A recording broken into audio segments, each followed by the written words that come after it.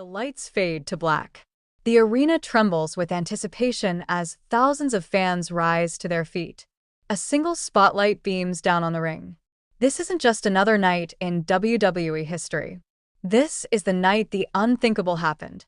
Paul Heyman, the so-called wise man, the architect of Roman Reigns' dominance, betrayed the very man he helped build. At Crown Jewel 2025, the world watched in disbelief as Heyman aligned himself with Bronson Reed, the powerhouse he once manipulated, marking the end of an era and the fall of a king. Roman Reigns, the original tribal chief, the apex of power, the symbol of control, dethroned in his own kingdom by the one person he trusted most. But how did it all crumble? Tonight on WWE Rundown, we break down the betrayal that shook the foundation of WWE. For years, Reigns and Heyman were inseparable. The strategist and the conqueror, the brains and the brawn, united in dominance. They didn't just rule SmackDown, they rewrote its DNA. But power breeds envy, and loyalty always has an expiration date. The cracks began small, a shift in tone, a glance, a hesitation. Heyman's betrayal wasn't born overnight. It was calculated, layered in silence, fueled by ambition. The seeds were planted months ago, and at Crown Jewel, they finally bloomed into chaos. The first signs came at Clash in Paris when Bronson Reed and Braun Breaker ambushed Roman, leaving him battered and humiliated. What fans didn't know then was that Heyman had orchestrated every second of it. The attack wasn't just physical, it was psychological warfare.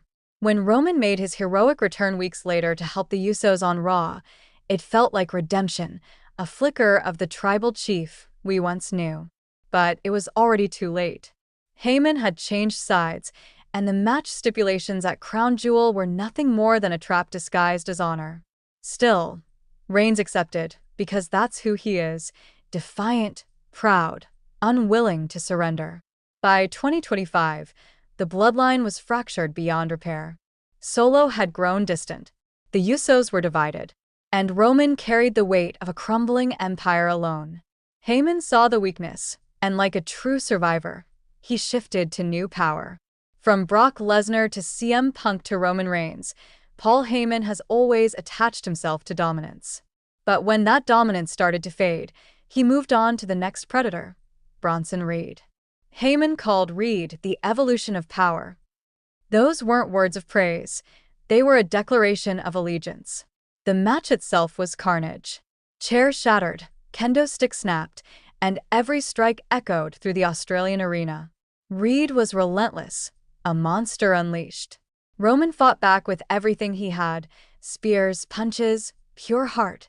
But every time he rose, Reed came back harder. Then came the turning point. Cameras caught Heyman at ringside, pacing, calm but cold, hands trembling with anticipation. And then it happened. One moment of betrayal. One act that changed history. Paul Heyman struck. Roman Reigns fell. Not to brute force, but to misplaced trust. The wise man had become Judas. The crowd gasped as Heyman smiled, not a grin of joy, but of victory. Standing beside Bronson Reed, the so-called tribal thief, Heyman watched the empire he once built burn. His post-match words sent shockwaves across the wrestling world. Loyalty is not eternal. Power is. That line defined everything. Roman's bloodline was history. Reed's rise had begun. Fans online exploded. Some compared it to Austin turning on Rock at WrestleMania 17. Others called it the natural evolution of WWE's greatest dynasty. But everyone agreed, the tribal chief had finally fallen. Paul Heyman's betrayal wasn't about hate. It was about hunger. Reed gave him something Roman couldn't anymore: fire. Bronson Reed is everything Roman used to be: ruthless, fearless, hungry. And under Heyman's guidance, that hunger just became dangerous.